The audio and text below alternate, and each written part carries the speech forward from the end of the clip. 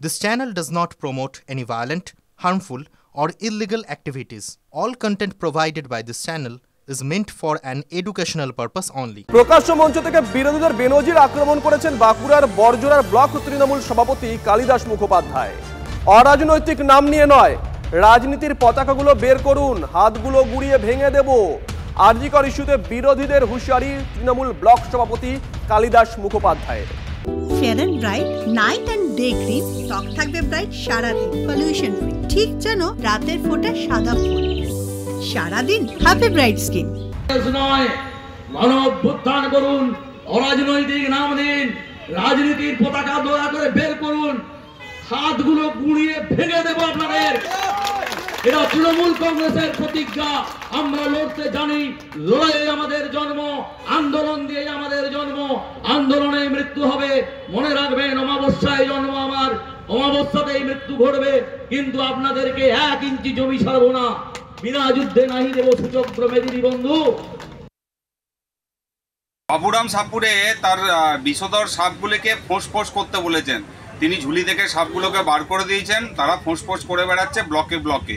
এই সাপেদের কোনো বীজ নেই, কারণ এদের বীজদার সাধারণ মানুষ এবং ভারতীয় জনতা পার্টির আন্দোলনের ফলে এদের বীজদার ভেঙে গেছে। রিজওয়ানার হত্যাকাণ্ডে কি করেছিল মমতা ব্যানার্জি?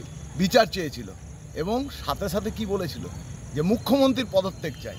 তাহলে এখনও এই যারা বলছে হাত ভেঙে গুড়িয়ে দেব, তারা যেরকম বিচার চাইছেন তেমনি মুখ্যমন্ত্রীর পদত্যাগটাও চান। এইটা চাইলে জানবো যে হ্যাঁ, তাদের আন্দোলন সঠিক পথে যাচ্ছে। আরো একটা ছবি রাত দখলের আন্দোলনে নামার জের। দিনহাটায় তরুণীকে ধর্ষণের হুমকির অভিযোগ সঞ্জয় দাস নামে এক ব্যক্তির বিরুদ্ধে। মোবাইলে বার্তা পাঠিয়ে হুমকির অভিযোগ। এই ঘটনার পরিপ্রেক্ষিতে দিনহাটা থানায় অভিযোগ জানাতে গিয়ে তৃণমূলের হাতে আক্রান্ত দিনহাটার এসইউসিআই নেতা, এমনটাই দাবি। আহত ওই ব্যক্তি চিকিৎসার জন্য নিয়ে যাওয়া হয় দিনহাটা হাসপাতালে।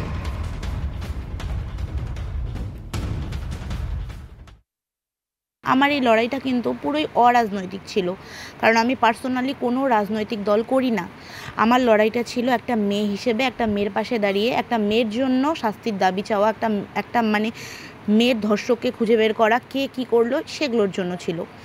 তো সেখানে গিয়ে আমাকে এরকম অনেক থ্রেটের মানে অনেক হুমকির মুখোমুখি হতে হয়েছে।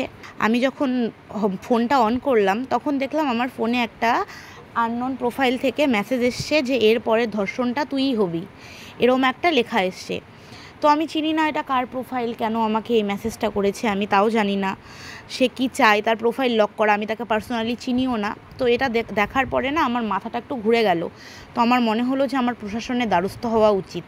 থানার লোকজনেরা বিনা কারণে আমাদের এফআইআর নিতে চাচ্ছিল না, জানি না কেন নিতে চাচ্ছিল না, আমরা কি করেছি নিতে চাচ্ছিল না। তারপর অনেকভাবে তাদেরকে বুঝিয়ে শুনিয়ে কনভিন্স করে এফআইআরটা করা হলো। একটা এফআইআর লিখতে তারা আমাদেরকে থানাতে 3 ঘন্টা অপেক্ষা করায়। আর সেখানে থানার লোকেরা বারবার আমাকেই পাঠাতে চাইছিল জেরক্সটা করতে। কি জানি, হয়তো তার জায়গায় আজকে আমিও থাকতে পারতাম, হয়তো আঙ্কেল না গিয়ে আমি গেলে হয়তো আমারই একটা ক্ষতি হয়ে যেত, হয়তো আমাকে মারতো, হয়তো আমাকে তুলে নিয়ে যেত, আমার সাথে অনেক কিছুই হতে পারতো। অথবা আমাকে যে রেপ করার থ্রেটটা দেওয়া হয়েছিল এটা হয়তো আজকেই আমার সাথে সত্যি হয়ে যেত।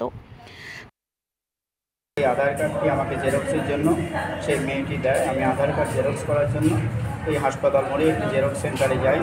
তখন তৃণমূলের একদল দুষ্কৃতী মনোজদের নেতৃত্বে ওখানে এসে আমাকে মারধর করে, লাঠি সহ বিভিন্ন জিনিসপত্র নিয়ে এসে তারা আমাকে মারধর করে। পাকা রাস্তার মধ্যে শুয়ে তারা আমাকে বেধড়ক মারধর করেছে।